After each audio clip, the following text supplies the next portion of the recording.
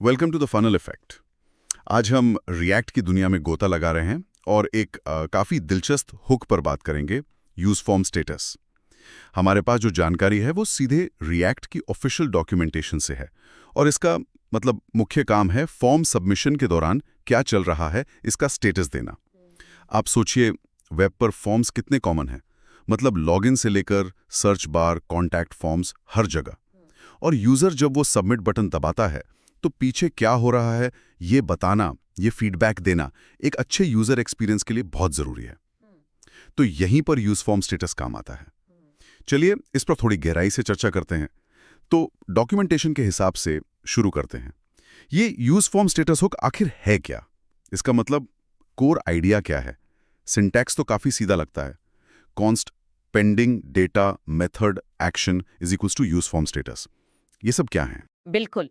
तो use form status एक React hook है और इसे खास तौर पर फॉर्म सबमिशन प्रोसेस के बारे में रियल टाइम जानकारी देने के लिए बनाया गया है। पर इसमें एक खास बात है, एक कैच है।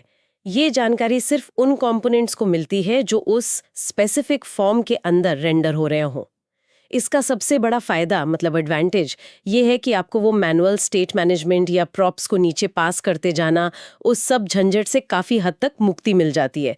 आप बस हुक को फॉर्म के चाइल्ड कंपोनेंट में कॉल करें और आपको पता चल जाता है कि पेरेंट फॉर्म सबमिट हो रहा है या नहीं, कौन सा डेटा जा रहा है वगैरह। और हाँ, ये पॉइंट बहुत ज़रूरी है कि ये हुक सिर्फ अपने इमीडिएट पेरेंट फॉर्म को ही सुनता है, किसी और फॉर्म को नहीं। अच्छा, सिर्फ इमीडिएट पेरेंट फॉर्म, जी ये ध्यान रखना होगा। डॉक्यूमेंटेशन में मुझे एक प्रॉपर्टी खास तौर पर काम की लगी, पेंडिंग। ये कैसे काम करती है और डेवलपर्स के लिए ये क्यों यूजफुल है? उसमें वो बटन को डिसेबल करने या टेक्स्ट बदलने वाला उदाहरण सबमिट से सबमिटिंग दिया है। वो तो बहुत ही कॉमन यूज केस लगता है। एकदम सही कहा। पेंडिंग प्रॉपर्टी शायद इसकी सबसे सीधी और सबसे ज्यादा इस्तेमाल होने वाली चीज है। ये एक सिंपल बूलियन है, मतलब या तो ट्रू या फॉल्स। जब आपका पेरेंट फॉर्म एक्टिवली सर्वर को डेटा भेज रहा होता है या कोई सर्वर एक्शन चल रहा होता है तो पेंडिंग की वैल्यू ट्रू हो जाती है, और जैसे ही सबमिशन पूरा होता है, चाहे वो सफल हो या उसमें कोई एरर आए, ये वापस फॉल्स हो जाती है। यूआई फीडबैक के लिए तो ये मतलब सोने की खान है। जैसा आपने कहा, बटन डिसेबल करना क्लासिक उदाहरण है। ये यूजर को बार बार क्लिक करने से रोकता है। और पेंडिंग के बेसिस पर आप लोडिंग स्पिनर दिखा सकते हैं, फॉर्म फील्ड्स को रीड ओनली बना सकते हैं या कोई भी विजुअल इशारा दे सकते हैं कि हाँ भाई कुछ हो रहा है, रुको जरा। वो डॉक्यूमेंटेशन वाला code snippet, button disabled equal to pending, pending dot submitting, submit button, यही दिखाता है। इससे यूआई स्टेट को फॉर्म की एक्चुअल सबमिशन स्टेट से सिंक रखना बहुत आसान, बहुत क्लीन हो जाता है। हाँ, और ये सिर्फ बटन तक ही सीमित नहीं है, सही कहा। मतलब हम कोई स्पिनर दिखा सकते हैं, शायद कोई ओवरले लगा दें या फॉर्म का कोई हिस्सा ग्रे आउट कर दें। काफ़ी फ्लेक्सिबिलिटी है। अच्छा, तो पेंडिंग तो समझ आ गया। इसके अलावा एक और चीज ने मेरा ध्यान खींचा, वो थी डेटा प्रॉपर्टी। डॉक्यूमेंटेशन का उदाहरण था कि सबमिशन के दौरान ही यूजर का इनपुट डिस्प्ले कर सकते हैं, जैसे रिक्वेस्टिंग यूजर नेम। ये यूजर को कंफर्मेशन देने जैसा है कि हाँ सही डेटा जा रहा है, किया जा रहा है। और ये मिलता है फॉर्म डेटा ऑब्जेक्ट के रूप में। फॉर्म डेटा एक स्टैंडर्ड ब्राउज़र एपीआई है। इसमें फॉर्म के सारे फील्ड्स जैसे इनपुट, सिलेक्ट, टेक्स्ट एरिया, उनकी वैल्यूज की वैल्यू पेयर्स में होती हैं।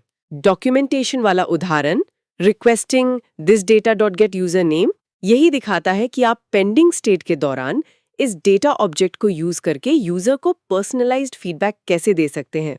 जैसे ही फॉर्म सबमिशन शुरू होता है, डेटा में ये फॉर्म डेटा ऑब्जेक्ट आ जाता है और सबमिशन खत्म होने पर या शुरू होने से पहले ये नल होता है।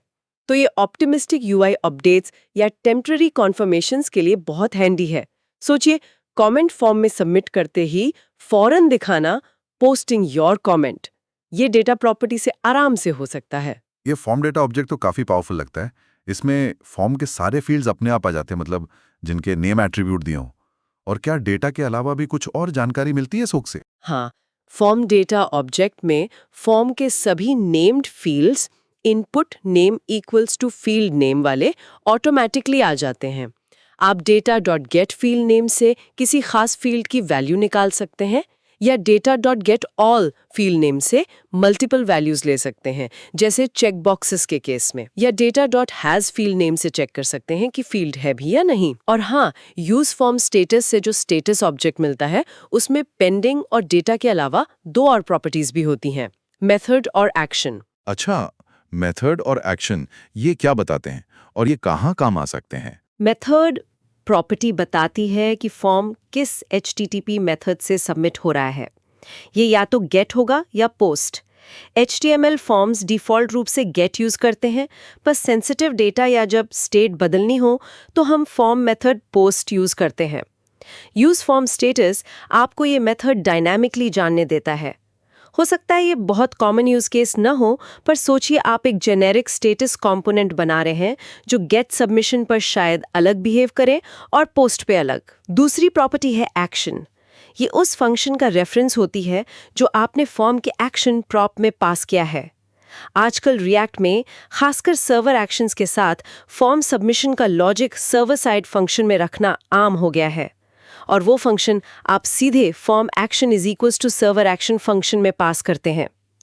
तो यूज फॉर्म स्टेटस की एक्शन प्रॉपर्टी आपको उसी फंक्शन का रेफरेंस देती है। अगर आपने एक्शन प्रॉप में फंक्शन नहीं दिया है या कोई URL स्ट्रिंग दी है तो status.action नल होगा।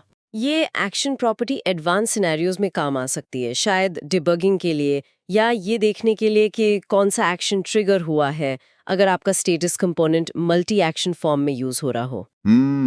ये मेथड और एक्शन वाकई एडवांस्ड केसेस में उपयोगी हो सकते हैं। तो ये हुक काफी कुछ देता है, लेकिन जैसा आपने कहा डॉक्यूमेंटेशन में कुछ कैविएट्स यानी चेतावनियों का भी जिक्र है। ऐसा लगता है कि इसे इस्तेमाल करने के कुछ नियम हैं, ऐसा नहीं कि कहीं भी कॉल कर दिया और चल गया। हुक वैसा काम नहीं करेगा जैसा आप सोच रहे हैं। 2 मुख्य नियम हैं। पहला, जिस कंपोनेंट में आप यूज फॉर्म स्टेटस हुक को कॉल कर रहे हैं वो कंपोनेंट लाजमी तौर पर उस फॉर्म एलिमेंट का डिसेंडेंट होना चाहिए। मतलब हुक वाला कंपोनेंट फॉर्म टैग्स के अंदर कहीं ना कहीं रेंडर होना चाहिए। वो डायरेक्ट चाइल्ड हो सकता है जैसे फॉर्म स्टेटस कंपोनेंट फॉर्म, या नेस्टेड चाइल्ड जैसे form div status component div form. दोनों चलेंगे पर फॉर्म के बाहर नहीं। दूसरा और उतना ही जरूरी नियम, ये हुक सिर्फ अपने इमीडिएट पेरेंट फॉर्म को ही ट्रैक करता है।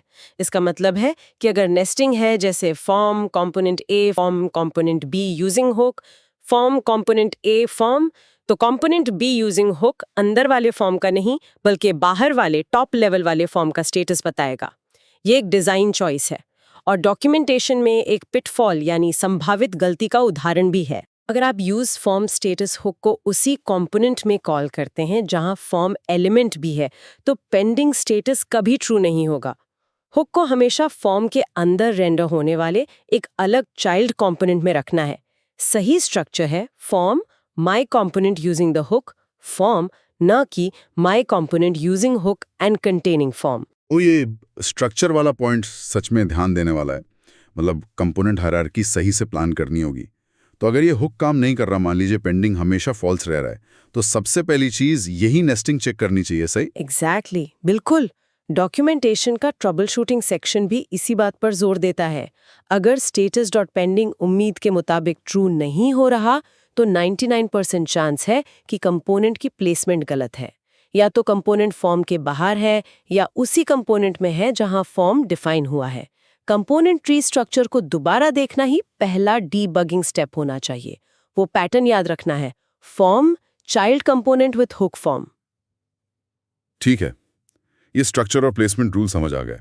अब अगर हम थोड़ा पीछे हटकर देखें, मतलब जूम आउट करें, तो रिएक्ट डेवलपर्स के लिए रोजमर्रा के काम में यूज फॉर्म स्टेटस की असली अहमियत क्या है?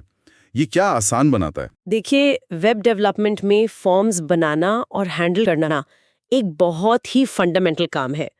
और फॉर्म सबमिशन के दौरान वो लोडिंग स्टेट सिखाना, यूजर को फीडबैक देना, एरर हैंडल करना, ये सब करना पड़ता है। यूज फॉर्म स्टेटस इस पूरे प्रोसेस को खास तौर पे जो मॉडर्न रिएक्ट पैटर्न्स हैं जैसे सर्वर एक्शंस, उनके साथ काफ़ी स्ट्रीमलाइंड, काफ़ी आसान बना देता है।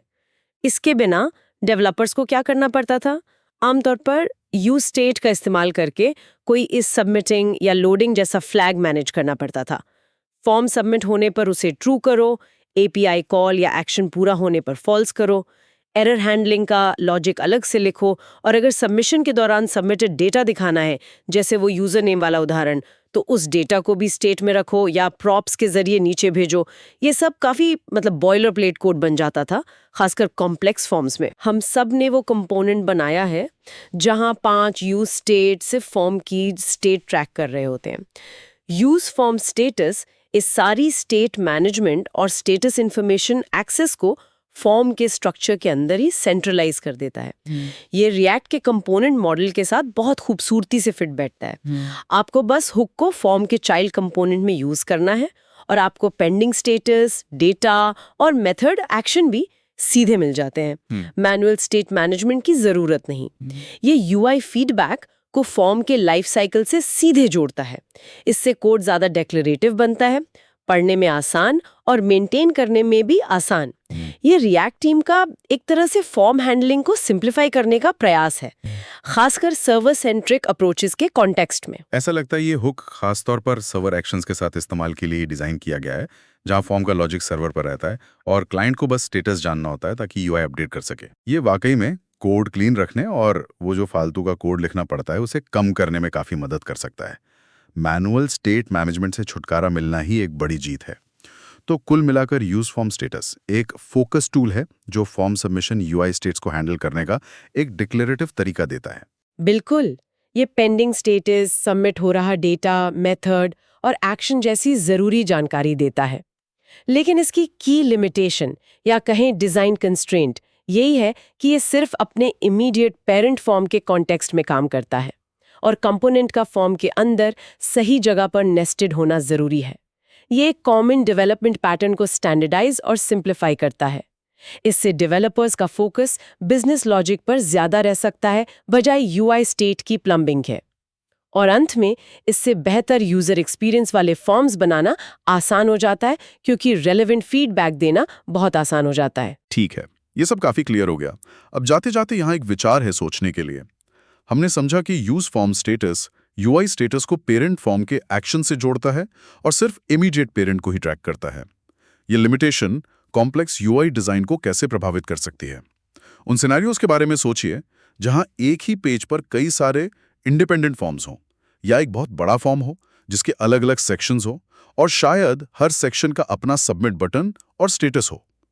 क्या यूज फॉर्म स्टेटस की ये सिर्फ पेरेंट वाली लिमिटेशन ऐसे केसेस में डेवलपर्स को कंपोनेंट स्ट्रक्चर के बारे में और ज्यादा सोचने पर मजबूर करेगी, या फिर शायद कस्टम हुक्स या दूसरी स्टेट मैनेजमेंट लाइब्रेरीज की जरूरत पड़ेगी? ये एक बहुत अच्छा पॉइंट है। ये लिमिटेशन वाकई डिजाइन चॉइसेस को प्रभावित कर सकती है। सिंपल केसेस में जहां एक फॉर्म है और उसके अंदर स्टेटस दिखाना है, यूज फॉर्म स्टेटस परफेक्ट है। लेकिन नेस्टेड फॉर्म्स या मल्टीपल इंडिपेंडेंट फॉर्म्स के केस में आपको हर फॉर्म के लिए उसके अंदर ही स्टेटस कंपोनेंट रखना होगा जो यूज फॉर्म स्टेटस का इस्तेमाल करे। अगर स्टेट को फॉर्म्स के बीच शेयर करना है तो यूज फॉर्म स्टेटस अकेला काफी नहीं होगा। तब आपको शायद रिएक्ट कॉन्टेक्स्ट या जू स्टैंड, रीडक्स जैसी लाइब्रेरीज या फिर कस्टम हुक पैटर्न्स का सहारा लेना पड़ेगा जो ग्लोबल या शेयर्ड स्टेट मैनेज कर सकें। तो हाँ, ये हुक एक स्पेसिफिक प्रॉब्लम सॉल्व करता है, लेकिन कॉम्प्लेक्स सिनेरियोज में ये डेवलपर्स को कंपोनेंट कॉम्पोजिशन और स्टेट मैनेजमेंट स्ट्रैटेजीज पर और ज्यादा ध्यान देने के लिए जरूर प्रॉम्प्ट करेगा। ये दिखाता है कि रिएक्ट इकोसिस्टम में अलग-अलग टूल्स की अपनी जगह और अपना स्कोप है। दिलचस्प। तो ये हुक एक शक्तिशाली टूल है, लेकिन इसका स्कोप और इसकी सीमाएं समझना जरूरी है ताकि इसे सही जगह इस्तेमाल किया जा सके। Thank you for watching The Funnel Effect.